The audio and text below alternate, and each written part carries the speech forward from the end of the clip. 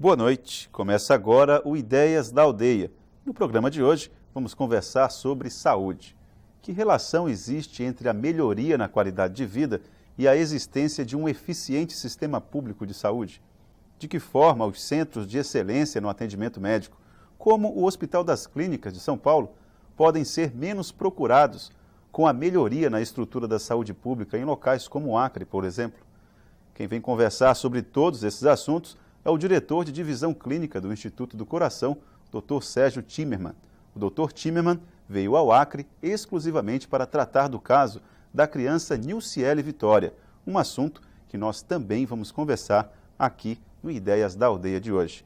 Boa noite, Dr. Timmermann. Seja bem-vindo mais uma vez aqui ao Ideias da Aldeia. Boa noite, é uma satisfação estar com vocês novamente.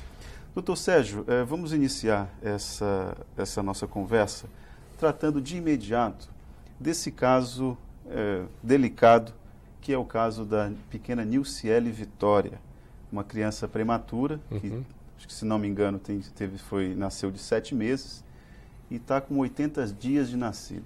Isso. O senhor poderia nos colocar de forma sintética qual é o quadro clínico da Nilciele? Pois não. Ela tem 80 dias, está fazendo hoje 80 dias de vida. Ela nasceu, como foi colocado, prematuramente, com muito baixo peso, abaixo de 1,9 kg. E teve, logo no início do seu nascimento, ela teve um problema respiratório, que foi se agravando, teve então que ficar numa terapia intensiva, lá no hospital onde ela se encontra no momento. E durante esse período foi observado que ela tinha uma alteração cardiológica. Depois de uma avaliação de um cardiologista pediatra, ele observou que ela teria um problema congênito. O que é um problema congênito? É o que eu falo, que quando nós estamos no período de gestação dentro da barriga de nossas mães, nós estamos amadurecendo, nós estamos sendo formados, desde o nosso fiozinho de cabelo até a nossa ponta do pé. Qualquer coisa que seja não terminada, não formada, e tem uma série de razões, uma delas são problemas genéticos, ou mesmo algum tipo de coisa que possa levar a essa malformação, que não vem aqui ao caso agora, você pode ter uma alteração, ou de um órgão, ou de um membro. Se vocês se lembram, há muitos anos atrás, sobre a talidomida, né? Que se tomou muito de uma maneira e ela dava malformações terríveis. Houve uma geração com isso, porque ela mexia exatamente na parte de formação do bulbo, então você tinha problemas de membros, essas coisas. Então acontece a mesma coisa. Do mesmo jeito que pode acontecer nas nossas extremidades, pode acontecer dentro da gente, no nosso estômago, no nosso intestino e também no coração. O coração é um órgão que ele tem muitos detalhes. Ele tem 4 câmaras, tem artérias, veias, tem válvulas. E quando você tem uma alteração na estrutura desse coração, você pode deixar uma fenda que comunica uma parte de uma câmara com a outra. Você imagine, só para você entender o que é uma fenda entre uma câmara e outra, você tem uma câmara de alta pressão, que é o ventrículo esquerdo, que é onde sai o sangue. E você tem uma câmara de menor pressão, que é o ventrículo direito, onde recebe. Então você imagina quando você comunica os dois, você tem uma bagunça nesse sangue, né? Então você tem uma bagunça na circulação. Além disso, quando eu me lembrando das minhas poucas aulas de fisiologia, há um sangue que é mais oxigenado que outro. Isso, é mais ou menos isso. O sangue que está no ventrículo esquerdo, na parte esquerda do coração, é o sangue que já foi todo aerado, foi todo ventilado lá no pulmão. Então ele vai para o resto do organismo, para o cérebro. E é exatamente isso. Quando você tem, por exemplo, um exemplo disso você tem uma comunicação entre as duas câmaras do ventrículo.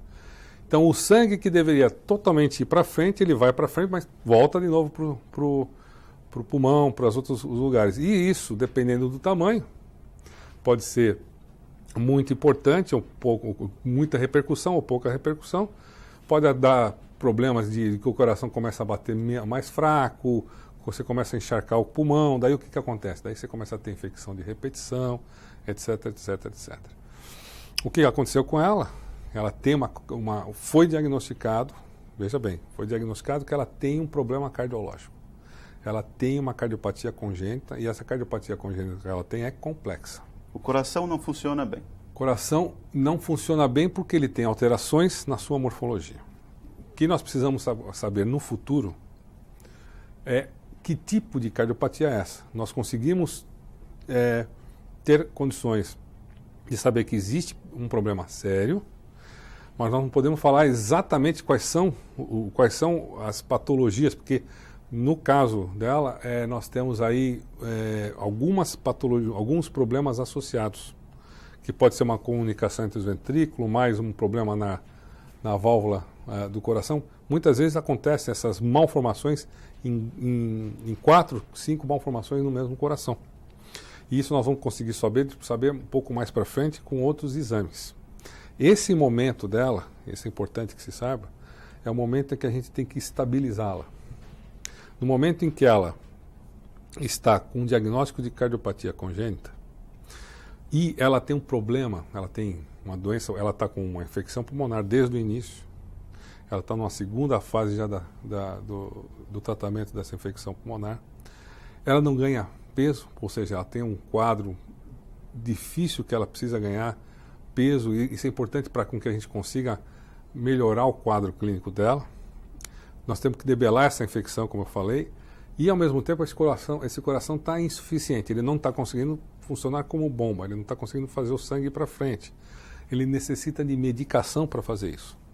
Quando você não dá a medicação, o que acontece? O pulmão encharca, piora a infecção, começa a dar os edemas de pulmão, e isso é uma situação grave. Então ela é dependente de medicações que façam com que aquele coração funcione de uma maneira melhor. E isso está sendo oferecido, essa medicação? Isso está sendo feito desde o princípio. Nos últimos dias, o pessoal da Unidade de Terapia Intensiva Pediátrica tem estado em constante reuniões por telefone com o nosso grupo da Unidade de Terapia Pediátrica do Instituto Coração de Brasília e do Instituto Coração de São Paulo. Eu vim pessoalmente, a pedido da Secretaria, avaliá-la. Eu avaliei ontem, vi os exames, pedi um novo eletro hoje. A gente já sabe que existe uma cardiopatia com algumas caracteres. O importante agora, nós caracterizamos uma cardiopatia, mas a gente caracterizou mais do que isso, o estado dela. Ela tem um estado nutricional comprometido pelo baixo peso, pelo nascimento dela. Nós sabemos que ela está com uma infecção também, que vem desde o início, que está sendo debelado, está num segundo esquema já de antibiótico terapia. E ela tem um coração que estava com... Nós estamos agora numa sintonia fina. Esse coração está em insuficiência cardíaca, então nós temos que dar água para ela para evitar a desidratação. Mas ao mesmo tempo, quando nós damos muita água, a gente acaba descompensando o coração. Por isso que é uma sintonia fina. Então, está se fazendo um trabalho para deixar esse coração estabilizado. Tem uma droga chamada droga vasoativa, que é aquela droga que faz com que o coração bata de uma maneira correta. Então, esse é um grande problema de nós fazermos uma transferência. Quando você vai tirar essa droga para com que o coração faça seu trabalho sozinho, ela teve uma parada cardíaca e 2 paradas respiratórias quando começou a desmamar, tirar esse tipo de medicação. Enquanto ela for dependente dessa droga vasoativa, você fazer qualquer coisa... O que está sendo feito aqui estaria sendo feito em qualquer outro hospital. Porque o que tem que ser feito? A estabilização. Você tem que estabelecer, você tem que deixar ela de uma maneira estável para depois fazer o tratamento definitivo dela. Que pode ou não ser uma cirurgia. Depende do quadro. Então, esse é o momento que nós precisamos estabilizá-la e realmente fazer qualquer tipo de transporte, seja ele por aeronave comercial, seja por unidade aeromédica. Vocês podem perguntar, não se faz com drogas vasoativas tão dependentes como está essa criança. É um quadro grave, ela está estável, porque o pessoal daqui, de uma maneira, debelou corretamente a infecção, está sabendo mantê-la estável do ponto de vista cardiovascular.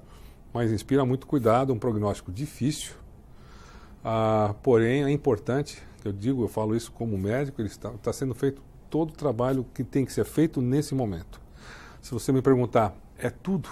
Não, no momento que ela estiver estável, não dependendo da droga, conseguindo, debelando a infecção, as alterações hídricas, metabólicas, aí está na hora da gente cuidar do fator que está causando tudo isso. Que aí, no caso, teria que ser feita... Eu dou sempre um exemplo. Você imagina o seguinte, você tem uma... Supondo que a gente tem uma parada cardíaca aqui, Deus me livre, a gente tem uma parada cardíaca aqui. Se você pegar essa pessoa que teve uma parada cardíaca, botar ela num carro e levar ela para ser tratada no hospital, ou seja, você está fazendo transporte dessa parada, e não fez nada, o que você está fazendo? Você está levando um cadáver para o hospital. Transferindo um problema, né? Você está transferindo, não, você está levando um cadáver, você já resolveu o problema, porque você não fez nada, você não tratou nada. Então o que você tem que fazer nessa parada cardíaca? Primeiro estabilizar, tentar fazer com que ela retorne à circulação espontânea, essa pessoa, para depois fazer o transporte. É isso que tem que ser feito com ela. Estabilize-a, vamos mantê-la num quadro que ela tem condições para com que ela se beneficie desse transporte indo para um hospital, aí sim que possa fazer um atendimento de alta complexidade para resolver ou não esse problema grávida. Doutor Sérgio, em relação à parte de aparelhagem, o que poderia ser feito aqui, o que poderia ser feito em outros centros médicos que não pôde ser feito aqui? Porque quais os destaques que o senhor daria às atenções que seriam dadas lá fora que não foram dadas aqui? Do ponto de vista de tratamento intensivo, do suporte ventilatório, ou seja, do pulmão, e hemodinâmico da parte do coração, o que tem que ser feito está sendo feito. Os exames adequados, o eletrocardiograma, raio-x. O que faz ser feito a posteriori, ela conseguindo se estabilizar, é uma coisa que nós não temos aqui no Estado ainda, e nós pretendemos, é uma das razões que eu tenho trabalhado com a Secretaria de Estado, nós pretendemos fazer com que a gente possa começar a fazer diagnósticos não só na pediatria, como do adulto de uma maneira rápida, concisa. E isso aqui realmente está carente aqui, de uma ecocardiografia, um exame, uma tomografia de coração, um estudo hemodinâmico, eu não estou falando do caso específico dela, são outros exames importantes no armamentário do cardiologista, ou do médico, de uma maneira geral, para com que a gente possa ser resolutivo também no Estado. O que falta aqui, para o caso dela, seria os exames para fazer um diagnóstico definitivo do processo dela. Outro aspecto importante envolvendo o caso da Nilciele, em relação ao transporte. Vamos supor que o quadro clínico dela se estabilize, ela possa ficar independente dessa droga que o senhor falou aí, e que ela estivesse no momento de ser transferida para outro centro. O transporte dessa pessoa não pode ser feito realmente, de fato, pelas aeronaves comerciais? O que há de inverdade nisso? O que há realmente de factual nisso? Veja, tem que ser só por aeronave em UTI básico? As unidades... eu estava conversando com a nossa secretária de saúde, a Sueli, e existe, quando você vai homologar uma aeronave comercial, existem, até como questão de seguranças e outras coisas mais, em que você fala tipo de pessoas e tipo de coisas que você vai transportar dentro de uma aeronave. E a partir disso você tem maior número de impostos, tem maiores restrições ou não. Me parece, veja, eu não sou o expert no assunto em relação a isso, mas me parece que as companhias que poderiam fazer o transporte de pessoas enfermas aqui no Brasil era a VASP e a Varig. Parece que a Gol e a TAM, elas têm uma cláusula, isso é uma coisa que vocês têm que perguntar para a ANAC, né? Associação Nacional de Aviação Civil. E parece que eles têm uma cláusula que eles não poderiam fazer o transporte de pessoas enfermas. Mas no caso dessa menina, não converia fazer isso realmente numa aeronave comercial, mesmo quando ela estivesse abaixo de uma droga vasoativa. A própria secretária de saúde da Sueli, ela está avaliando a possibilidade de como fazer isso. Existem grupos, a própria Força Aérea Brasileira, ela se dispõe a ajudar nesses casos, mas isso eu falei para ela, vamos fazer as coisas de uma maneira muito clara, deixando a família sabendo que veja, nós estamos de um quadro que não tem um prognóstico fechado, mas tem um prognóstico reservado.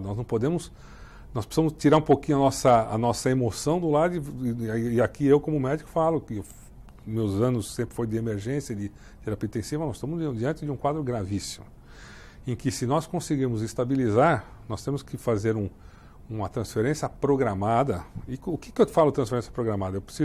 E nós já temos isso, nós temos que ter uma vaga lá no Instituto do Coração aguardando ela? Sim. E como nós já conhecemos o caso, nós temos já que ter as coisas muito bem definidas. Ela vai ser levada, nós vamos fazer isso, vamos fazer aquele outro exame e vamos fazer ou não de tal tipo de intervenção. Somente para você saber, recentemente, a minha assistente no Instituto do Coração, ela fez um levantamento isso tem muito a ver com o caso dela, para você entender das gravidades. O prognóstico a longo prazo das pessoas que sofreram parada cardíaca dentro do Instituto do Coração. Você vai falar, mas o que você tem a ver com isso? Se você pensar no caso dela de 80 dias atrás, ela teve uma parada cardíaca e 2 paradas respiratórias, que na criança é quase considerado também uma parada cardíaca, que o coração para de bater. Nas nossas estatísticas, dentro do Instituto do Coração, que é considerado um hospital de altíssima referência a nível latino-americano,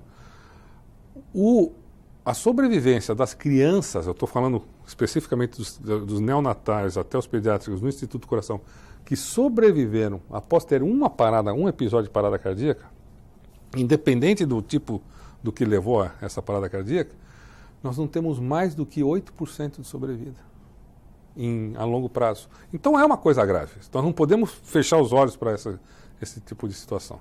Claro. Isso é muito importante. O que é importante aqui, as pessoas têm que saber é o seguinte: o Estado está... Eu não sou acreano, eu sou paulista, mas eu aprendi a admirar muito o povo. Eu quase praticamente sou um pouco acreano, porque eu vejo nas pessoas que estão dirigindo o seu Estado uma necessidade muito, muito grande de colaborar e ajudar a população. Senão nós não estaríamos aqui, eu não estaria fazendo esse trabalho. Eu acho que eu vejo uma perspectiva muito boa. Vocês são um Estado que começou a fazer um trabalho há não muito tempo. Eu vejo que a cidade se modificou há muito pouco tempo e eu espero poder colaborar e ajudar o Estado numa revolução também na saúde dessa cidade. Ok, senhor Sérgio. Nós vamos voltar no segundo bloco falando um pouco mais a respeito dessas mudanças na área de saúde que já nós conseguimos consolidar até agora. Tá ok? O Ideias da Aldeia volta em instantes.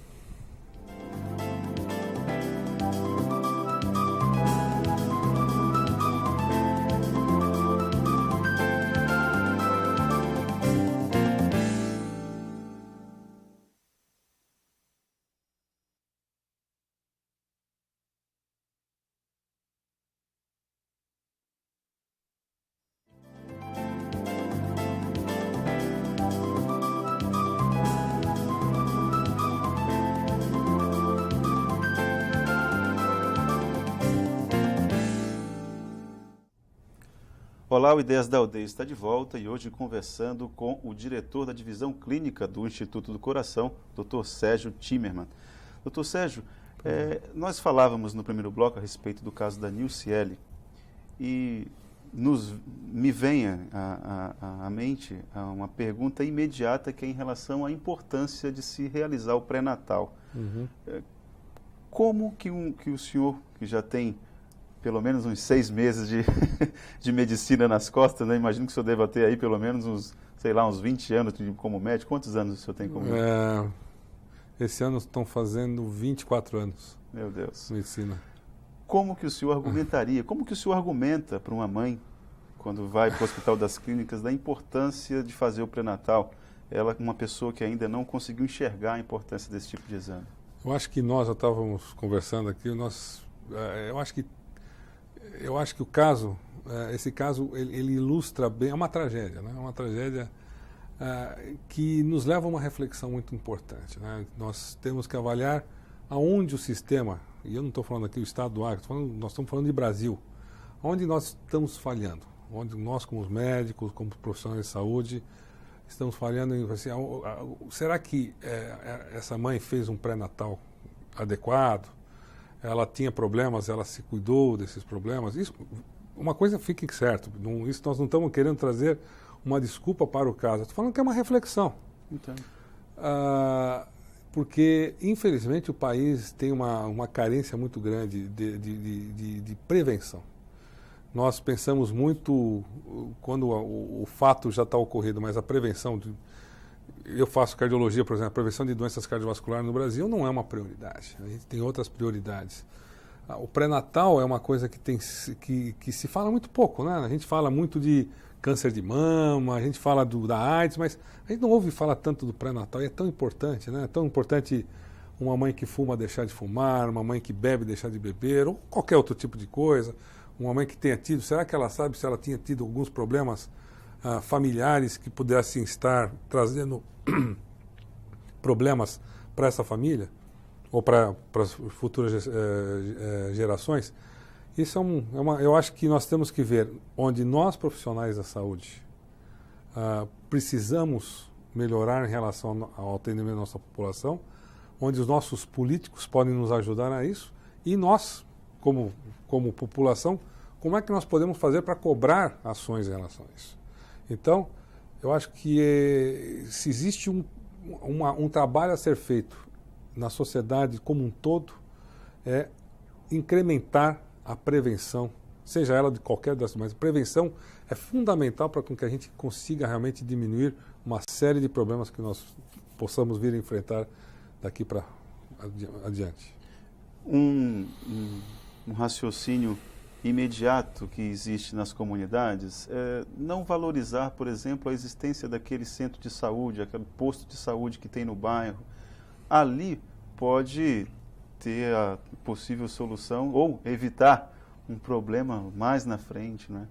E a gente às vezes não consegue enxergar que a prevenção é algo que traz economia para o Estado e traz saúde para o cidadão também. Mas, exatamente. Se nós soubermos fazer uma prevenção, vai ser o maior trabalho de saúde pública que a gente pode fazer. Porque tratar uma cardiopatia congênita, tratar um infarto agudo, nós já vamos tratar do desastre, né? O importante é preveni-lo, não é verdade? Muitas vezes a gente não vai conseguir prevenir, então a gente também tem que saber como agir, sem dúvida alguma. Mas isso que você colocou, eu acho que está voltando o conceito da importância do relacionamento do médico com a família. Aquele médico de família, né? Há pouco tempo atrás falava-se muito do médico especialista, né? O cardiologista nisso, o cardiologista especialista em tal coisa dentro da cardiologia. E a gente vê hoje que nós estamos invertendo isso. É muito importante esse relacionamento, esse conhecimento do médico para com sua comunidade. As escolas de medicina, de certa forma, elas podem ser responsabilizadas por esse glamour que se teve em relação aos médicos, né? Que agora precisa baixar um pouco. Eu não digo nem de glamour. Eu acho que eu sou uma pessoa muito... eu tenho uma crítica muito feroz com as nossas faculdades de medicina no Brasil. A grande maioria deveriam ser reavaliadas. Façam um ensino de medicina de baixa qualidade. Nós estamos massificando um grupo de profissionais da pior qualidade possível. Nós temos médicos que não conhecem, saem sem saber o que é uma terapêutica, saem geralmente aprendendo a dar medicamento simplesmente através de um propagandista. Sai sem conhecer profundamente a fisiologia, o que leva à patologia daquelas doenças. Ele acaba se especializando sem conhecer medicina. Ele acaba sendo especialista sem um especialista. Ele só pode ser... E eu falo porque eu sou um especialista, eu faço cardiologia, mas para eu ter feito cardiologia eu fiz clínica médica. Você tem que conhecer, você tem que ter uma visão holística do seu organismo para você entender, por exemplo, muito bem o teu coração. O coração ele não é um órgão isolado. Então nós temos que... Eu discordo da palavra glamour. Eu acho que nós fizemos uma vulgarização do profissional médico. O profissional médico ele se vulgarizou, ele se colocou numa posição muito errada. Eu acho que isso é uma coisa que nós temos que modificar e modificar muito em nosso país. E, por exemplo, o senhor encontra respostas em algumas faculdades de medicina no país? Nós temos aqui, por exemplo, a Faculdade de Medicina da UFAC. Uhum. Ela nasceu com uma proposta de estar mais próxima à comunidade. Existem outros exemplos espalhados pelo Sul, Sudeste, que possam fortalecer essa ideia de um médico mais próximo da comunidade? Eu tenho visto algumas universidades que elas estão se preocupando mais com a saúde da família, com esse relacionamento com as comunidades. Eu acho que esse é o caminho. Eu acho que você partir para uma universidade em que ela foca diretamente na patologia e não no indivíduo, ela está começando errado. Eu acho que alguns pontos são fundamentais, em que se valorize a prevenção, que se valorize o relacionamento médico-paciente, que se faça uma coisa muito séria. Eu acho que sou eu acho que a gente tem que ser muito sério nesse ponto. A gente tem que valorizar a parte básica. O médico ele não pode sair para uma etapa de começar a tratar o paciente sem que ele tenha uma base muito solidificada e cobrada sobre patologia, sobre histologia, sobre anatomia. Ele tem que saber onde que ele está, onde ele vai ser o instrumento de trabalho dele. E eu diria para você que é fundamental no futuro em que nós possamos fazer uma avaliação no final do término da faculdade, uma avaliação rigorosa desse profissional para saber se ele tem condições de atuar. Nós estamos falando aqui de gente que vai tratar da sua vida. Então nós temos que ser rigorosos. Inclusive isso aí é uma bandeira do senador Tião Viana. Já comprou uma briga aí, parece que o pessoal não gostou muito. Eu sei disso e se eu puder colaborar com ele, ele sabe que eu sou um soldado e vou estar colaborando ao máximo em relação a isso. Porque eu acho você não tem ideia, nós estamos muitas vezes liberando pessoas absolutamente despreparadas. Você sabe que os nossos... Veja o problema. Doutor Sérgio, por que o MEC então não intervém? Pergunte a eles. Mais do que não intervir, por que nós estamos ainda fazendo mais faculdades de medicina no Brasil? Nós temos faculdades demais. Porque nós temos que fazer o quê? Nós temos que ter uma série... Eu não sou político, gente. Eu acho que é uma coisa que se pode perguntar para os nossos políticos. Mas nós temos que perguntar... Hoje nós temos uma concentração de cursos de faculdade de medicina no norte, principalmente no Sudeste e no Sul. Nós temos que fazer uma política aqui. Muitas vezes vocês têm uma carência de profissional de saúde e de bons profissionais de saúde. Nós temos que ter uma política nesse país. Eu acho que política séria que se o pessoal vai fazer medicina, ele vai ter que oferecer o seu trabalho por um tempo em uma certa região. E ele não poderá voltar ou simplesmente ele não terá mercado de trabalho se ele se mantiver naquela outra região. O sistema cubano ainda é assim? Dessa forma ainda? Ou não é uma boa referência? Eu conheço, eu tenho um bom relacionamento com o sistema cubano, como eu tenho um bom relacionamento, eu tive um aprendizado nos Estados Unidos e na Europa. Olha, nós temos excelentes serviços, excelentes exemplos em vários lugares no mundo. Eu acho que existem alguns pontos que chegam próximo do ideal, eles têm alguns tipos de trabalhos, mas vamos nos focar na nossa realidade. Eu acho que falta, realmente, isso que você está falando, por que o MEC faz isso, eu não sei, eu acho que falta uma política mais severa de avaliação. Nós estamos lidando com pessoas que vão lidar com seres humanos, sabe? Que quando ele for ministrar uma medicação, ele tem que saber o que ele está fazendo. Será que ele vai conhecer a reação alérgica que aquele produto que ele está administrando possa dar? Ele conhece os riscos que aquela medicação vai poder dar? Isso é uma coisa muito séria. Eu acho que a gente tem que repensar um pouco a educação da medicina em nosso país. Eu acho que você vê que nós passamos por eu acho que é uma reflexão muito grande, muito importante para a gente. Eu vejo isso porque eu tenho um filho, meu filho mais velho está fazendo medicina, eu cobro muito dele. Eu cobro dele como profissional. Não só pelos estudos, mas pelo comportamento dele para com a sociedade. Eu acho que no momento que você está fazendo medicina, mais do que você tem que ter um comprometimento da sua pessoa para com a sociedade. E se você tem esse comprometimento, você tem que se dedicar a isso. E se você não tem condições, pare, nem inicie. Doutor Sérgio, o senhor avalia que nos últimos anos o governo federal, com todas essas falhas que o senhor está fazendo uma reflexão sobre, mas tem conseguido descentralizar as ações da região sul e sudeste, as ações em saúde, principalmente nessas áreas que exigem uma especialização maior, no caso da cardiologia, da neurologia. ou ainda está muito concentrado? O senhor vê uma espécie de tendência no poder público para descentralizar as ações do Sul e Sudeste ou não? Eu vejo governos tentando modificar esse tipo de ação. Eu não vejo isso, eu espero que isso seja um trabalho importante nos próximos anos, mas ainda eu vejo a coisa muito centralizada dentro do Sul e Sudeste. Eu vejo isso porque um exemplo do Instituto do Coração é uma instituição que recebe muito profissional de outros lugares do Brasil. E eu vejo muitas vezes é muito difícil fazer com que esse profissional retorne para o seu local de origem. Mas quando essas pessoas voltam, elas têm que voltar também tendo com que esse lugar que o mandou para São Paulo, muitas vezes nem o mandou, ele vai por conta própria. É importante, a responsabilidade, seja lá de qual for o estado, fala, olha, volte que eu vou te dar todas as condições para que você possa atuar naquilo que você fez de mais importante no seu estado, em São Paulo, no seu estado. É fundamental isso. Eu acho que São Paulo hoje não necessita... São Paulo já tem profissional demais em todas as áreas e eu acho que nós temos condições, eu acho que é um momento de descentralização. É uma pergunta muito boa para você fazer para os nossos políticos e legisladores. Eu acho que ainda, se nós estamos tendo uma tendência, essa tendência ainda é muito pequena. O que nós precisamos... Existe alguma coisa interessante hoje em dia, eu tenho prestado atenção, é que está se dificultando mais a abertura de novas faculdades, está se procurando exigir mais e maiores critérios em relação à continuação dessas universidades, faculdades também no Brasil. Isso é uma política que tem que ser feita, eu acho que tem que se reavaliar essas universidades que estão aí.